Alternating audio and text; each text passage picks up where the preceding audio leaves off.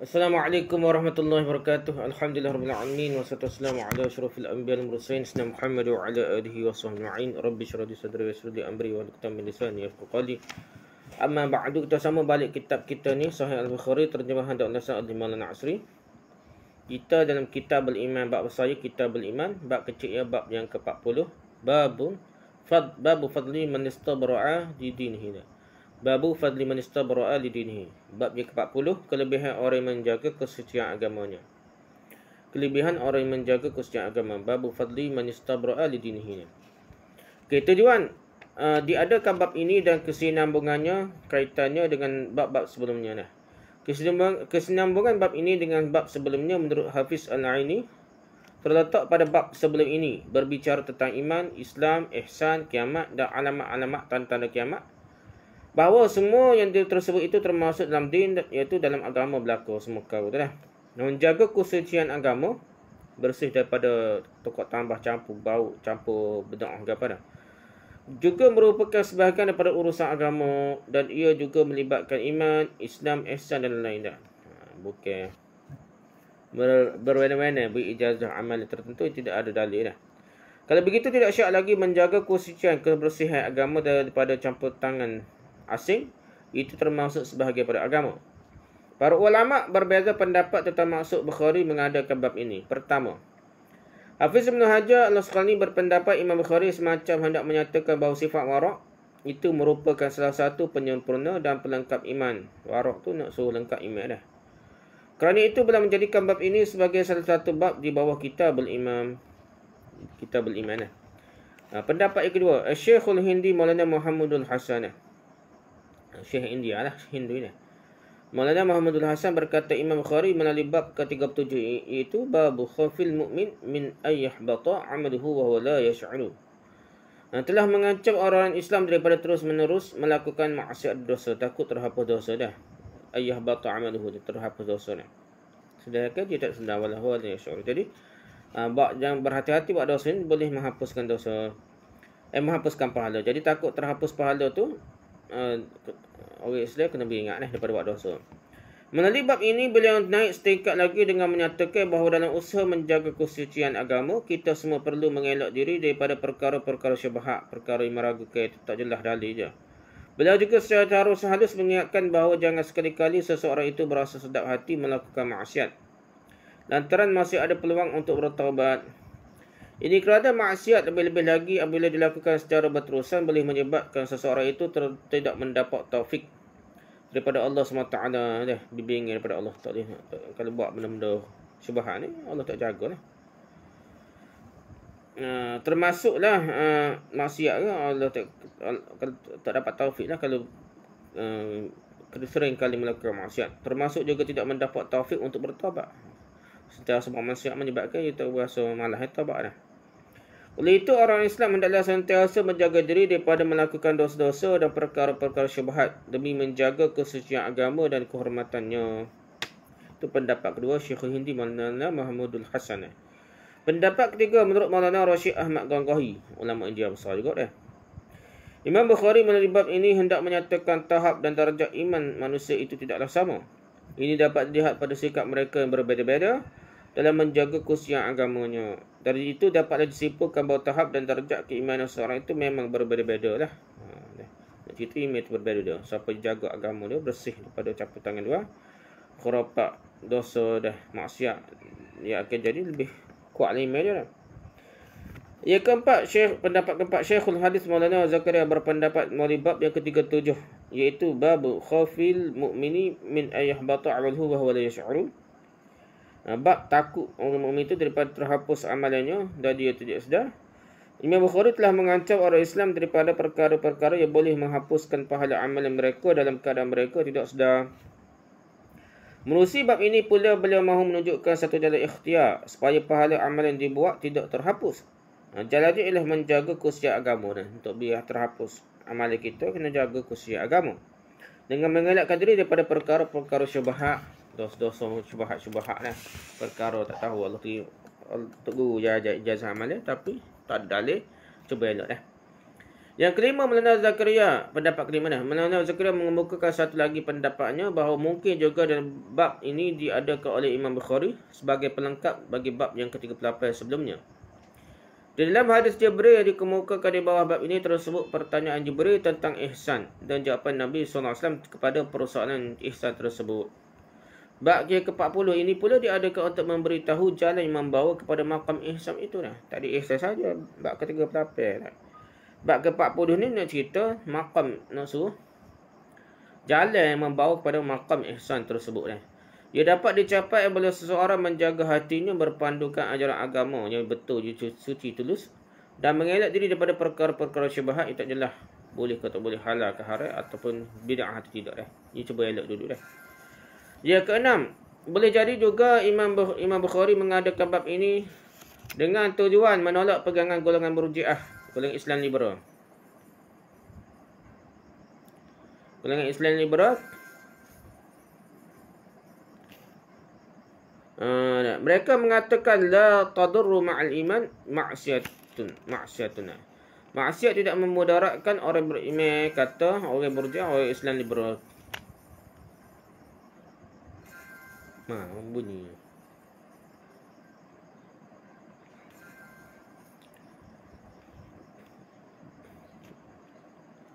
Jadi maksiat tidak mendaratkan orang beriman mengikut Islam liberal. Maksud mereka ialah iman tidak terjejas dengan maksiat. Bab ini membatalkan pegangan mereka. Bab ini nak suruh terbatallah pandangan golongan Islam liberal, Murji'ah.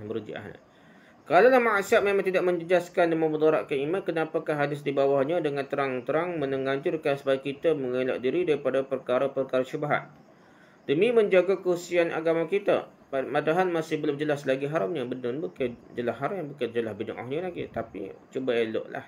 Dah. Bukankah itu menunjukkan maksiat dan dosa memang menjejaskan iman dah? Syubhat pun boleh jejah iman, tambah dosa dah.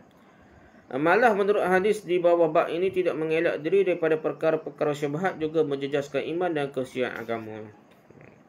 Ada satu perkara lagi berkaitan dengan tajuk bab yang mungkin menimbulkan kemusykilan. Iaitu lafaz tajuk bab diambil Bukhari daripada hadis yang ke-52. Yang dikemukakan di bawahnya, faman ittaqal mutashabbihat istabara li dinihi wa 'irdihi. Siapa yang memelihara diri pada perkara syubhat, berarti dia telah menjaga kesucian agamanya dan kehormatannya. Dalam hadis itu lah. Hadis ke-52. Dalamnya tersebutnya istabara li dinihi wa 'irdihi. Kenapa Bukhari hanya mengambil setakat di dinihi saja bila tidak mengambil wa'irdihi juga bersama dalam tajuk dia? Tajuk tersebut dah. Di dinihi saja, tak ada irdihi dah. Jawapan ialah dengan melihara kesucian agama, kesucian kehormatan akan terjamin dengan sendirinya. Irdihi ni, kehormatan dia dalam tajuk bab tak ada. Jadi, sebenarnya dia jaga agama, automatiklah dia terjaga kehormatan dia. Di dalamnya tersebut istabara li dinihi wa'irdihi. Kerana itu Imam Bukhari merasakan itu tidak perlu disebutkan dalam tajuk bab. Soalannya kesucian kehormatan disebutkan dalam hadis itu adalah hasil dan buah daripada memelihara kesucian agama. Lihat Fathul Bari jilid 1 Musa' 1 pernah, Umdatul Qari jilid 1 Musa' 295, Irsyadus Sari jilid 1 Musa' 28. Fathul Bari jilid 1 Musa' 229, Kashful Bari jilid 2 muka surat 667 hingga 669, Nasrul Bari jilid 1 Musa' 347. Fathul Qari jilid 1 Musa' 284 hingga 295, Al-Abwab wa Tarajim jilid 1 Musa' 412. Tu perbincangan tentang tajuk bab. Itulah panjang lagi perbincangan. Imam Maulana Asri ni dia pendek ni tak? Pendek setahun ni ya. Okey, habis dah. Kelebihan orang menjaga kesucian agamanya tu tajuk bab, perbincangan tajuk bab. Sekarang kita masuk pada hadis ke-52 dah. Hadatsna Abu Nu'aim, hadatsna Zakaria an Amir.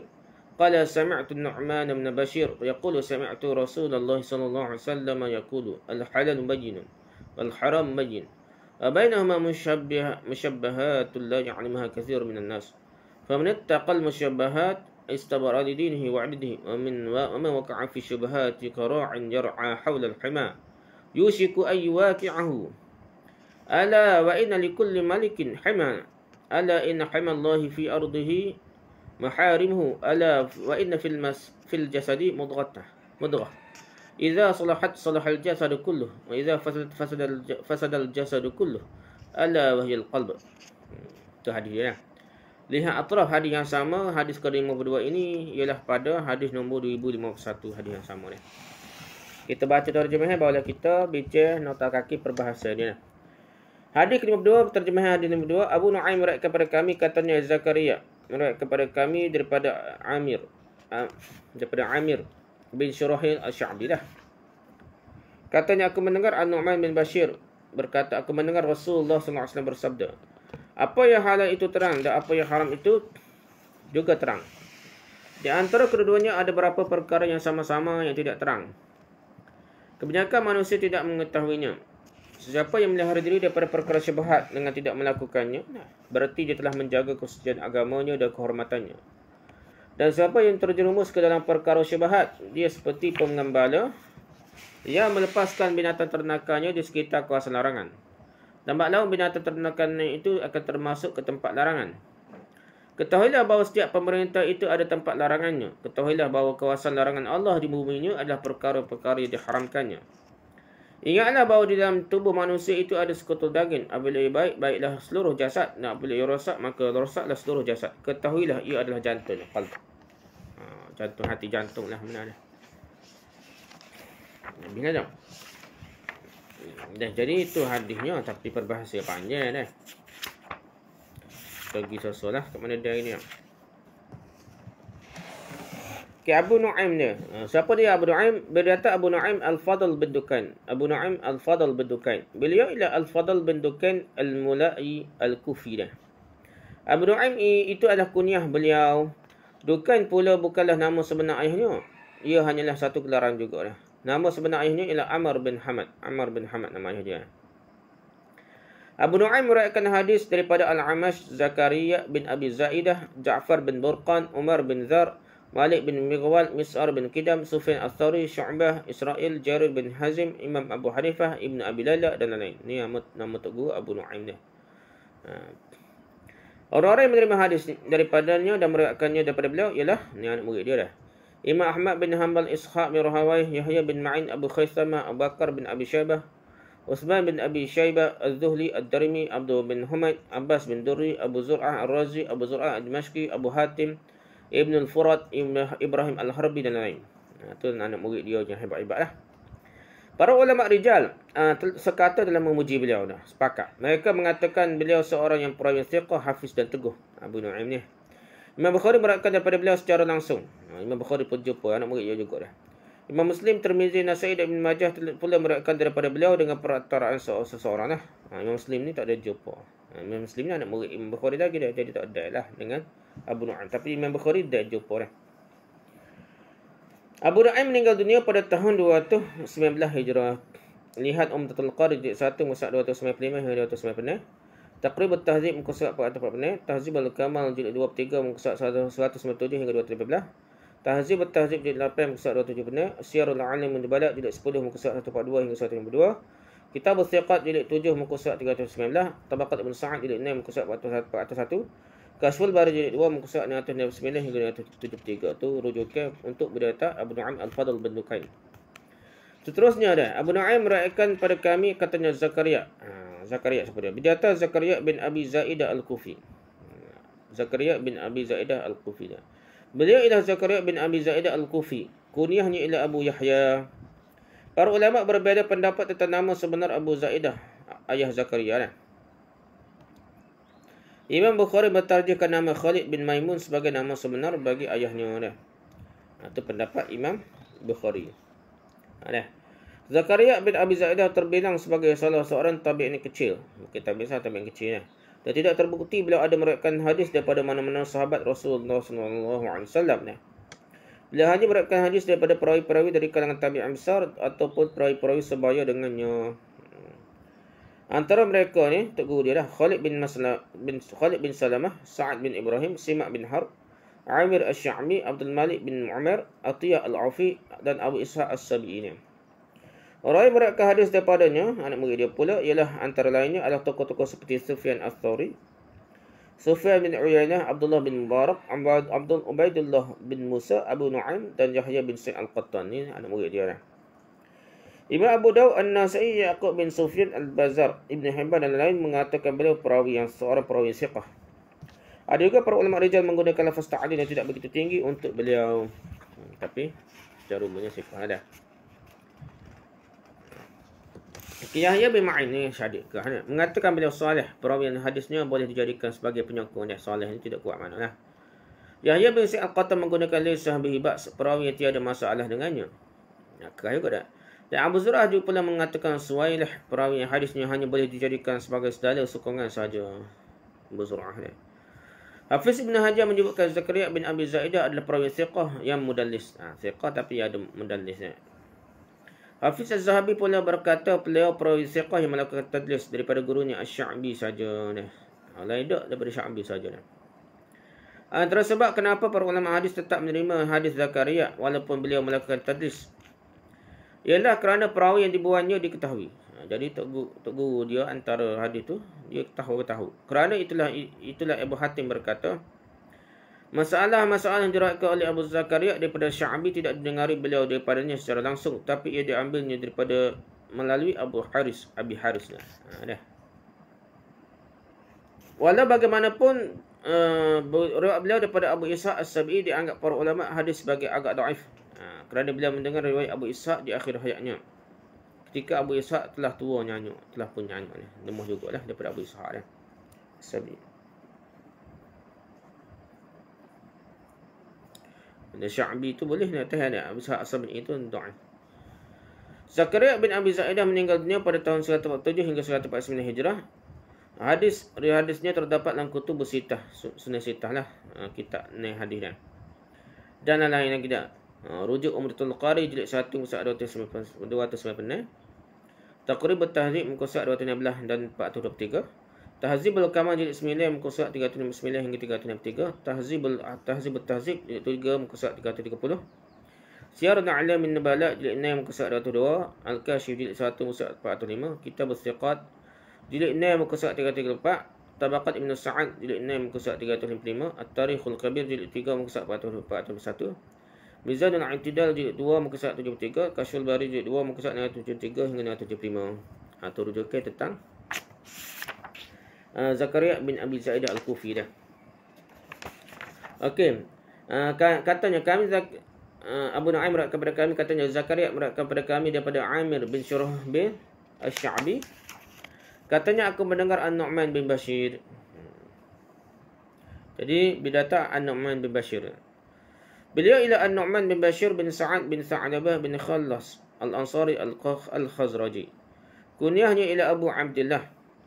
Ayahnya terbilang salah seorang sahabat Ansar yang ikut serta dalam Bai'ah Aqabah kedua. Ayah pada Nu'man bin Bashir. Bashir nama ayah dia. Selain itu ayahnya juga telah ikut serta dalam peperangan Badar dan lain-lain peperangan sudahnya bersama Nabi sallallahu alaihi wasallam. Ayah dia lah hebatnya sahabat rapat Nabi je. Sebab peribadah Aqabah kedua, peribadah lagi dah. Ibunya ialah Amrah binti Rawahah, sahabat Nabi sallallahu alaihi wasallam terkenal. Mak dia pun sahabiah terkenal dah. Abdullah bin Rawahah adalah bapa saudara sebelah ibunya. Pak saudara mak dia dah. Abdullah bin Rawahah. Nu'man bin Bashir sahabat Nabi dah. Nu'man bin Bashir adalah anak golongan Ansar yang mula-mula sekali dilahirkan setelah hijrah Rasulullah sallallahu alaihi wasallam. Ibunya juga merupakan sahabat Rasulullah SAW. Jadi, anak dia ni anak pada sahabat lah. Sebanyak 114 hadis telah diriwayatkan daripada beliau. Demikianlah tersebut di dalam Umdatul Qari, Siyarul A'lam min Nubala, Tahzib Al-Asma' wal-Lughah dan lain-lain. Hadisnya dalam Sahih Bukhari ada 6 sahaja. Riwayatnya terdapat dalam kutub Sittah, kitab hadis dan dalam kitab hadis. Al-Khazraji dan Al-Zirqli menyebutkan jumlah semua hadis yang diriwayatkan daripada beliau ialah 124 dah. Dalam Sahih Bukhari ni lah. Ni 124 semua sekali dah. Bukan 114 hadis. Wallahu a'lam bis-shawab. Oleh kerana beliau menurut kesepakatan para ulama hadis terbilang sebagai salah seorang sahabat kecil, maka ada yang meragui samaknya secara langsung daripada baginda sallallahu alaihi wasallam. Orang yang menukilkan daripada penduduk Madinah bahawa mereka mengatakan tidak sahih samak mendengar Nu'man daripada Nabi sallallahu alaihi wasallam adalah tidak benar. Kerana dalam hadis ini beliau dengan jelas menyebutkan samaknya mendengarnya daripada Nabi sallallahu alaihi wasallam. Demikianlah kata Yahya bin Ma'in. Selain telah meriwayatkan satu dua hadis secara langsung daripada Nabi SAW, beliau juga telah meriwayatkan daripada pakciknya Abdullah bin Rawahah, pak saudara dia lah, Umar bin Khattab, Aisyah dan lain-lain sahabat Rasulullah SAW ni. Hasan Basri, Simak bin Harb, Amir Sya'bi, Urwah bin Zubair, Abu Ishaq As-Sabi'i, Abu Qilabah Al-Jarmi dan lain pula adalah antara orang yang meriwayatkan hadis daripadanya. Anak murid dia lah. Nu'man bin Bashir terkenal sebagai pemimpin yang sangat pemurah.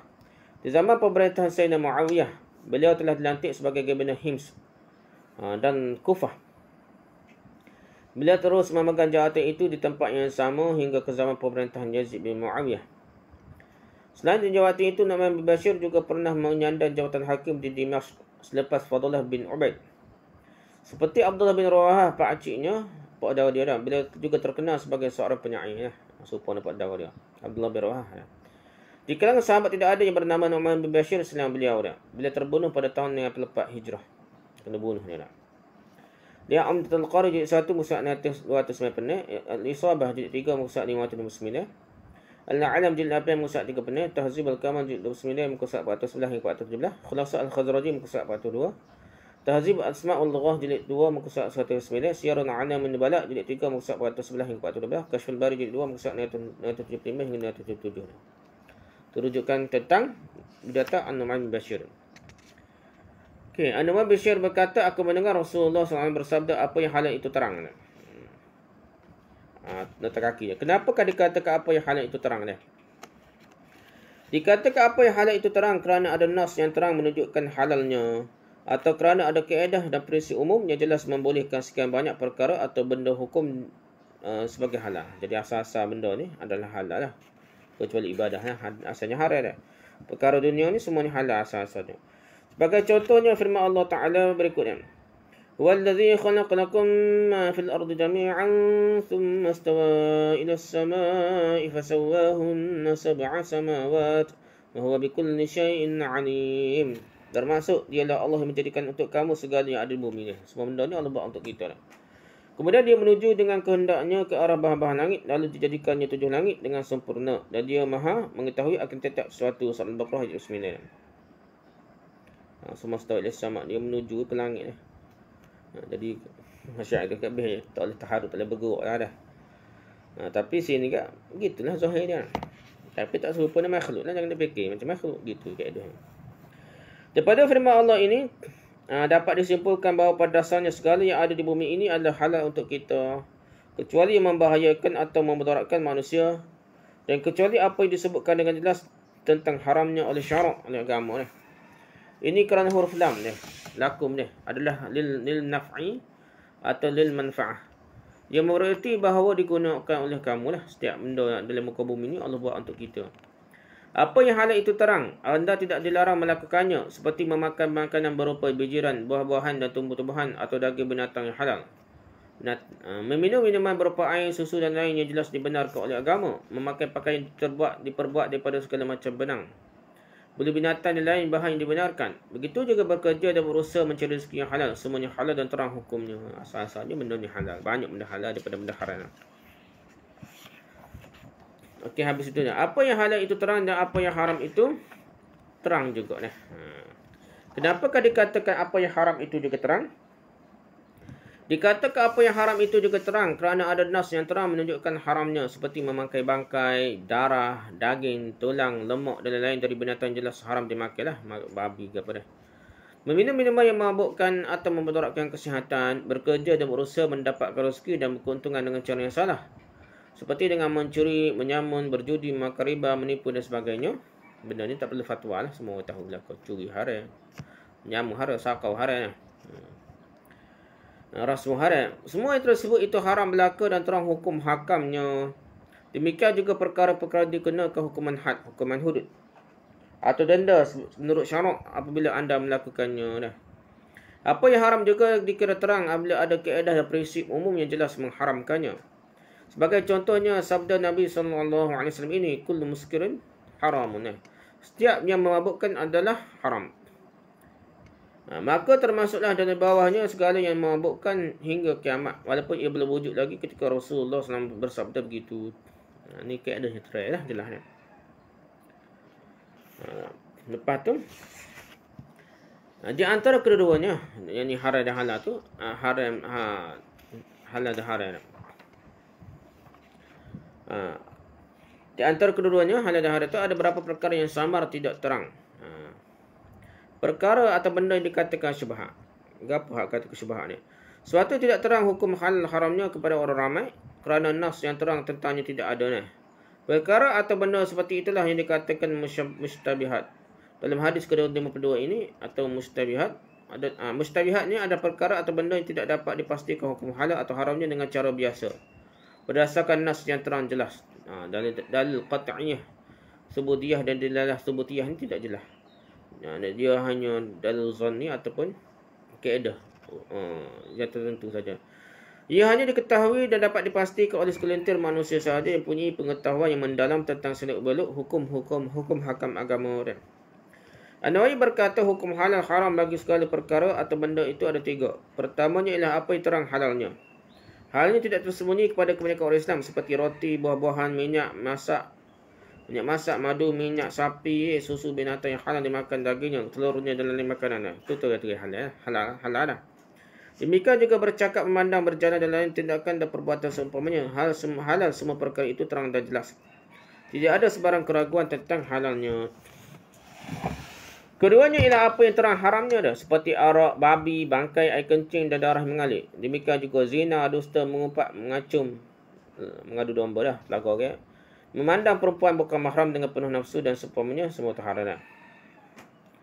Dan ketiganya ialah perkara-perkara atau benda-benda syubhat. Perkara-perkara atau benda-benda syubhat itu ialah sesuatu yang tidak terang halal haramnya. Wa bainahuma mushtabihat musyabbahat. Wa bainahuma musyabbahat. Terdapat 5 riwayat berhubungan dengan perkataan musyabbahat, iaitu mustabihatun. Pertama, yang kedua mutasyabbihatun. Yang ketiga musyabbahatun. Yang keempat musyabbihatun. Yang kelima musyabbihatun. Dia makna yang sama. Ada 5 riwayat yang lain lafaznya.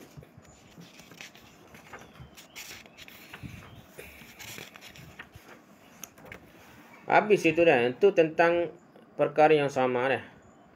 Kebanyakan manusia tidak mengetahuinya. Jadi bukan semua orang tidak mengetahui tentang perkara syubhat, tapi ramai manusia masyarakat awal ni tidak tahu. Alim tu tahulah. Potongan sabda Nabi SAW ini menunjukkan bukan tidak ada langsung manusia yang dapat mengetahui hukumnya menggunakan kaedah-kaedah tertentu yang sah di sisi agama. Memang ada, tapi keputusannya mungkin dipertikaikan oleh pihak yang lain yang juga berautoriti dah. Jadi macam khilaf dah. Dalam menghadapi perkara atau benda yang syubhat yang tidak jelas halal haramnya, orang-orang yang berusaha menjaga kesucian agamanya akan mengelak diri daripadanya. Itulah orang-orang yang warak menurut istilah para ulama. Tidak jadi pakar boleh rakuk kata haram. Majoriti ulama kata haram, tiba kita ambil pendapat ustaz mana tak kata haram. Jadi tak sodok tebel lah, bahaya dah. Di sana terdapat banyak sebab yang menimbulkan syubhat atau kesamaran pada hukum. Antaranya ialah kerana terdapat pertentangan di antara dua dalil atau kerana ketiadaan nas dalil yang terang mengenainya. Syubhat ni kerana dalil tak terang dah. Syubhat menurut Imam Ahmad adalah sesuatu dipersisihi tentang halal memakannya seperti kuda atau meminumnya seperti nabis. Itu Imam Ahmad. Air rendaman buah kurma kering atau kismis. Masa nabis ni memang rendah kurma dah. Kering atau kismis dah. Tapi ada hak siapa mabuk dah. Jadi was-was lah. Atau memakannya seperti kulit binatang buas. Pada pandangan Imam Syafi'i, Ahmad dan jumhur ulama, kuda halal dimakan terang jelas halal. Menurut Malikiyah pula haram dah. Nabis pula boleh diminum menurut pandangan Abu Hanifah. Sedangkan di Syafi'i haram pula dah. Jumhur ulama mengharuskan penggunaan kulit binatang buas setelah disamak, termasuk memakainya. Sedangkan golongan Hanabilah tidak mengharuskannya walaupun setelah disamak. Dah. Kulit binatang buas disamak ni mazhab kita berkata boleh ni. Kulit boya, kulit ular dah. Okey, habis itu kaedah yang kebanyakan manusia tidak mengetahuinya. Siapa yang melihara diri daripada perkara syubhat dengan tidak melakukannya, berarti dia telah menjaga kesucian agamanya dan kehormatannya. Okey, faedah melihara diri daripada perkara syubhat. Faedah memelihara dan menjaga diri daripada perkara syubhat ialah terpeliharanya diri daripada persebaran tuduhan orang tidak mengetahui keadaan yang sebenarnya. Tak sedap buat tebik lah. Benda khilaf ke apa pun. Jangan buat depan orang mana. Seorang Islam memanglah dikehendaki sedapat mungkin menjauhi perkara-perkara syubhat dan perkara yang mendatangkan tuduhan serta sangkaan yang buruk dari orang lain supaya terpelihara agama dan kehormatan dirinya. Andai kata ia melakukan juga perkara itu sehingga ada orang yang menuduhnya dengan mengumpat atau mencelanya, maka janganlah ia menyesal. Kerana ia tidak melihara dirinya sendiri juga. Masalah dia lah, tak jaga kok. Siapa orang tuduh dia macam-macam Wahabi. Tak ada dah. Tuduh benda yang tak molek dah. Gitu dah. Dan siapa yang terjerumus ke dalam perkara syubhat, dia seperti pengembala yang melepaskan binatang ternakannya di sekitar kawasan larangannya. Kawasan larangan lah. Bukan larangannya, larangan dah. Kawasan larangan lah. Kawasan larangan atau al-hima ni dimasukkan di sini ialah padang ragut khas untuk orang atau golongan tertentu dah. Pada upuk raja dah. Pada raja ke apa dah. Tiba dia masuk kambing dia dah. Lambat laun binatang ternakannya itu akan termasuk ke dalam tempat larangan tersebut. Ketahuilah bahawa setiap pemerintah itu ada tempat larangan. Nota kaki dah. Yang ditegah orang lain memasukinya. Dah. Orang yang memasukinya dikira bersalah dan boleh dihukum dah. Kalau raja sama itulah dah.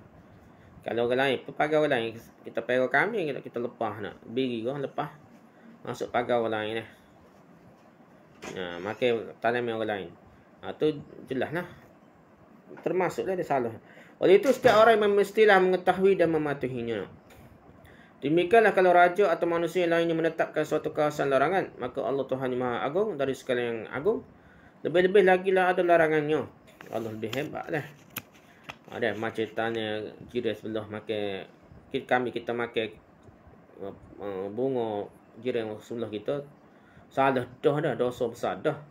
Tapi tidaklah sehebat pergi masuk rumah kaya dah ataupun rumah raja dah. Dia jadi bukan salah dosa dah, dia jadi bahayalah kena seramai daripada dah masuk jaga kau dah. Ketahuilah bahawa kawasan larangan Allah di buminya adalah perkara-perkara yang diharamkannya dah. Larangan Allah untuk umum untuk semua orang. Perkara-perkara yang diharamkan oleh Allah itulah yang wajib dihormati bukan sahaja oleh sekalian manusia, bahkan juga oleh raja-raja yang punya kawasan larangan itu sendiri dah. Raja pun taat pada Allah. Jangan buat perkara yang Allah larang ataupun haramkan. Sebabnya ialah larangan Allah itu umum untuk semua dan meliputi setiap lapisan masyarakat. Kawasan larangan Allah ialah segala macam maksiat yang ditegah kita melakukannya, sama ada yang berkaitan dengan nyawa atau jiwa maupun yang berkaitan dengan kehormatan, harta benda dan lain seperti pembunuhan, perzinaan, pencurian, meminum minuman yang memabukkan, pendustaan, tuduhan acuman dah, ngadu domba dah, penghinaan, pencabulan kehormatan, mengambil, menguasai dan memakan harta benda dengan cara tidak sah menurut hukum Islam dan sebagainya. Banyaklah benda-benda larangan Allah yang umum ni. Okay, lepas tu dah. Kita lihat bahawa kawasan larangan Allah di bumi ini adalah perkara-perkara diharamkannya lah. Jelas. Ingatlah bahawa dalam tubuh manusia itu ada seketul daging apabila ia baik. Baiklah seluruh jasad dan apabila ia rosak maka rosaklah seluruh jasad. Ketahuilah ia adalah jantungnya. Qalb. Okay, punca segala kebaikan dan kejahatan ialah hati. Akhir sekali Rasulullah SAW memberitahu kita tentang sumber bagi segala kebaikan dan sumber bagi segala kejahatan yang berlaku pada seorang manusia, supaya setiap orang yang beriman dapat mengetahui serta berusaha mengawasi sumber itu lah. Sumber yang dimasukkan itu ialah qalbun ataupun hati atau jiwa yang ada dalam diri batin diri manusia. Ia sangat sukar dikawal kerana keadaannya selalu saja berubah-ubah. Ialah yang merupakan punca bagi segala gerak-geri dan amal perbuatan manusia. Daripadanya timbul segala yang baik dan yang buruk. Hati yang baik ialah yang sentiasa ingat pada Allah, mematuhi perintah Allah, menjauhi larangan Allah, menghindari perkara-perkara syubhat kerana takut terjatuh kepada perkara yang haram. Takut saja dah. Dengan demikian turut baiklah sekalian badannya. Terhentilah anggota dia berbuat sesuatu yang tegah. Dan hati dan qalb jantung yang rosak pula ialah hati yang telah dipengaruhi dan dikuasai sepenuhnya oleh hawa nafsu dan keinginan yang jahat, hingga tidak diendahkan lagi segala perintah, segala yang diharamkan atau syubhat tak cara buat berlaku dah. Buat berlaku.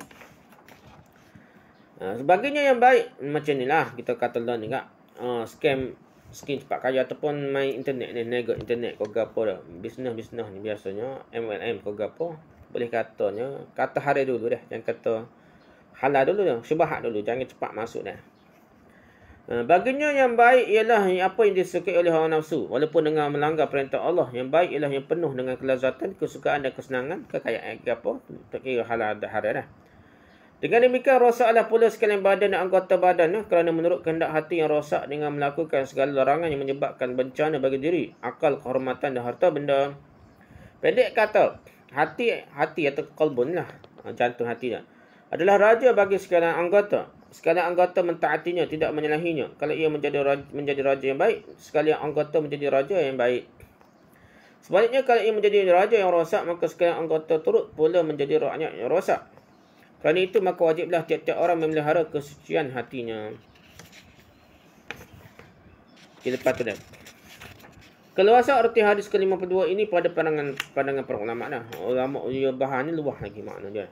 Para ulama bersepakat tentang kepentingan dan keluasan erti hadis ini. Mereka menganggap ia salah satu paksi bagi ajaran Islam.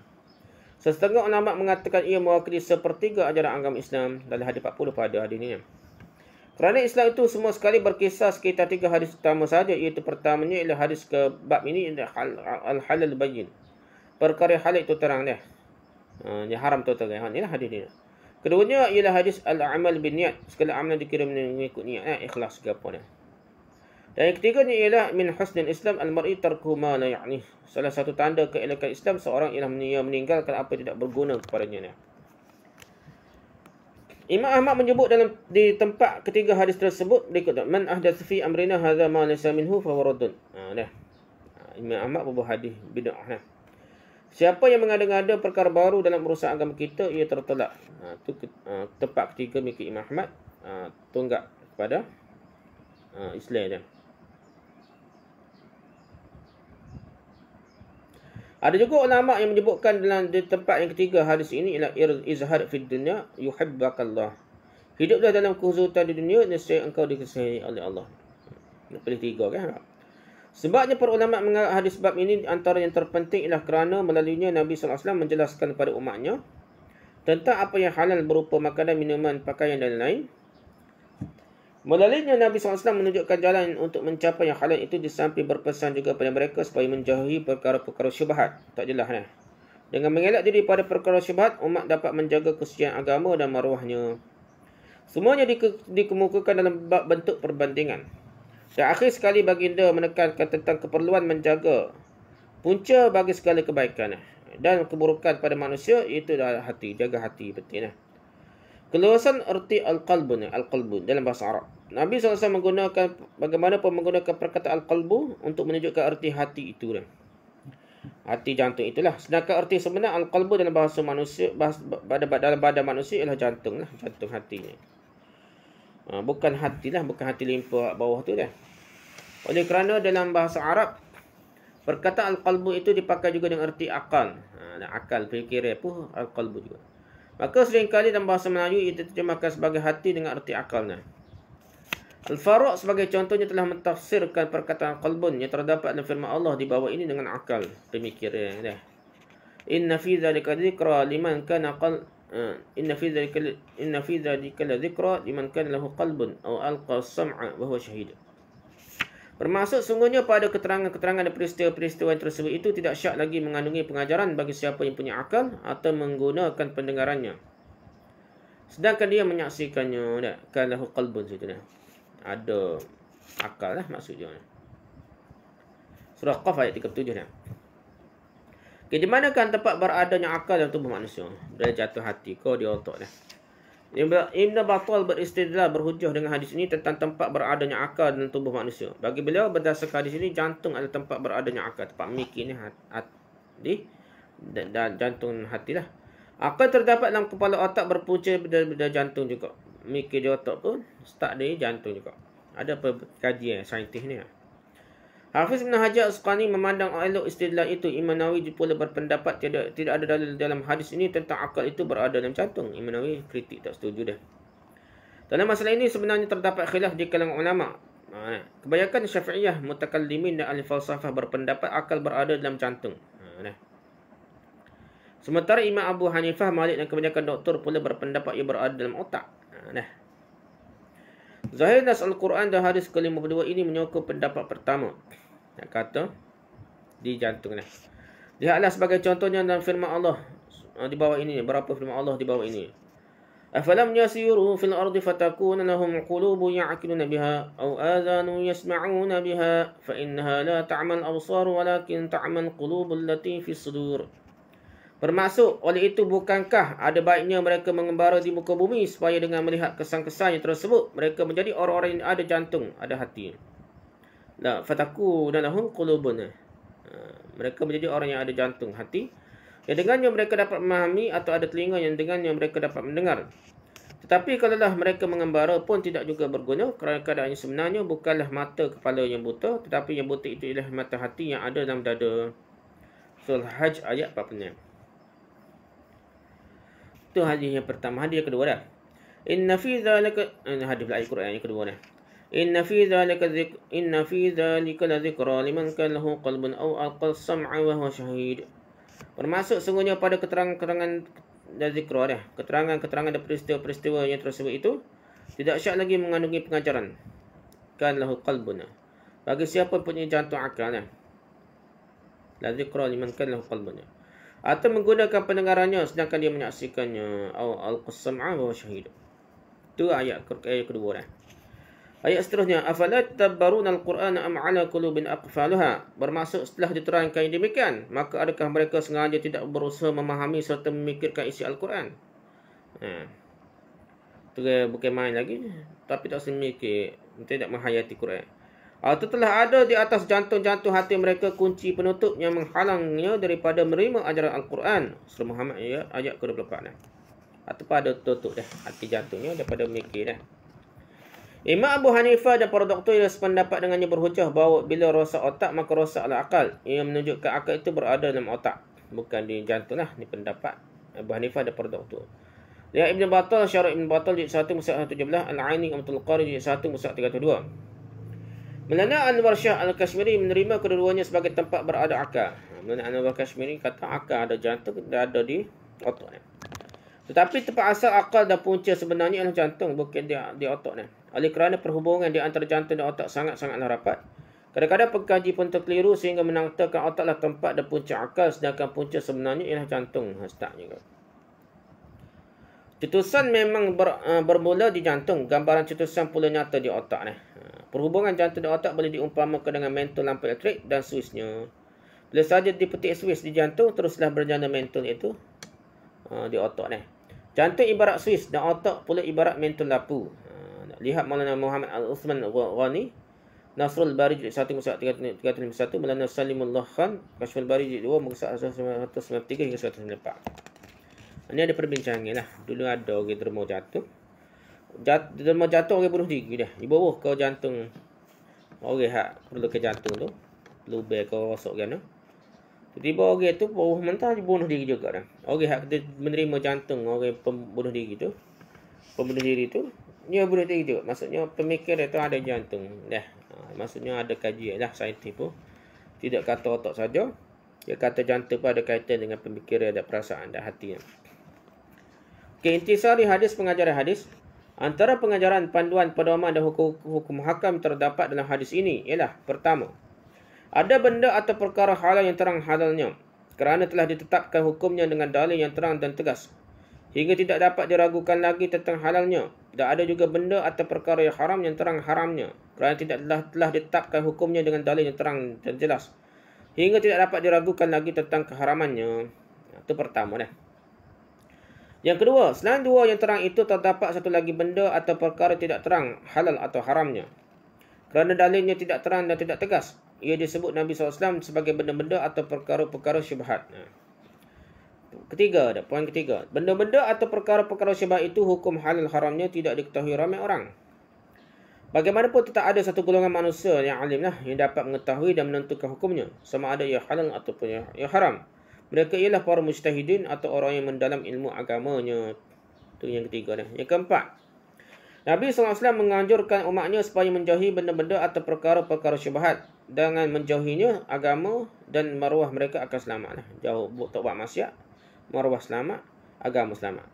Yang kelima, mengelak diri daripada perkara-perkara syubhat adalah salah satu langkah bercermat dalam beragama yang diajarkan oleh Rasulullah SAW. Yang keenam, orang terlibat dengan perkara syubhat diumpamakan oleh Rasulullah SAW dengan pengembala yang melepaskan binatang ternaknya di sekitar kawasan larangan. Lambat laun, binatang ternakannya itu akan termasuk ke tempat larangan. Begitulah orang terlibat dengan perkara syubhat.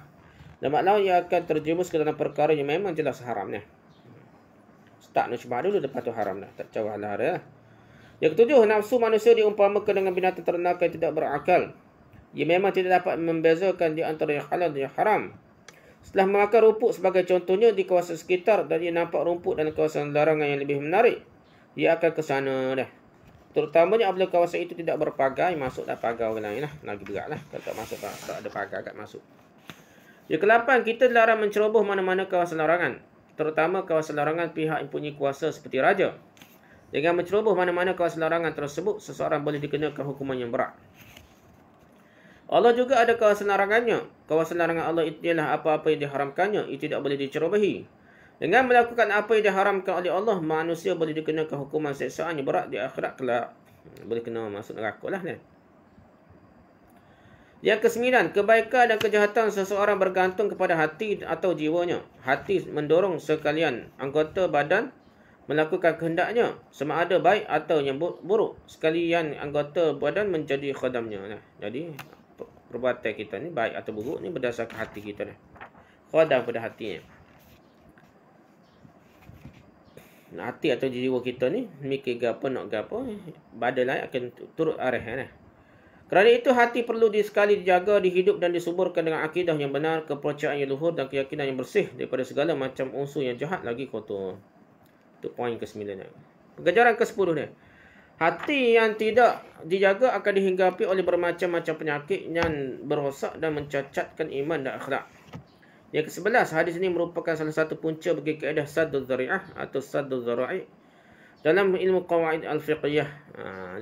Itu ia berarti menutup segala jalan yang boleh membawa kepada kerosakan. Sebagai contohnya, perzinaan diharamkan, maka diharamkan juga segala sebab yang membawa kepada zina. Seperti mendedahkan aurat, berkhalwat atau bersepi-sepi antara lelaki dan perempuan yang bukan mahram dan lain-lain. Itu benda yang mesti dilarang. Okey, untuk semua perbincangan di atas, lihat Fathul Bari jilid 1 mushaf 127 hingga 109, Umdatul Qari jilid 1 mushaf 209 hingga 302, Irsyadus Sari jilid 1 mushaf 209 hingga 209, Al-Abwab wat-Tarajim jilid 1 mushaf 412 hingga 413, Al-Qawaid ad-Daruri jilid 1 mushaf 23 hingga 26, Syarah Ibn Battal jilid 1 mushaf 117, At-Tawdih jilid 3 mushaf 195 hingga 201, Lami' ad-Daruri jilid 1 mushaf 108, Faidul Bari jilid 1 mushaf 209 hingga 232, Kashful Bari jilid 2 muka surat 177 hingga 194, Nasrul Bari jilid 1 mushaf 347 hingga 361, Tufatul Qari jilid 1 mushaf 294 hingga 294. Terujukan untuk perbahasan pengajaran hadis ni. Wallahu alam, habislah bab yang ke-40 kita, iaitu kelebihan orang yang menjaga kesucian agamanya. Hadisnya hadis kedua kita baca dah, masuk syarah ni lah. Subhanakallah bihamdika, subhanakallah bihamdika, asyhadu an la ilaha illa anta, astaghfiruka wa atubu ilaik. Assalamualaikum warahmatullahi wabarakatuh.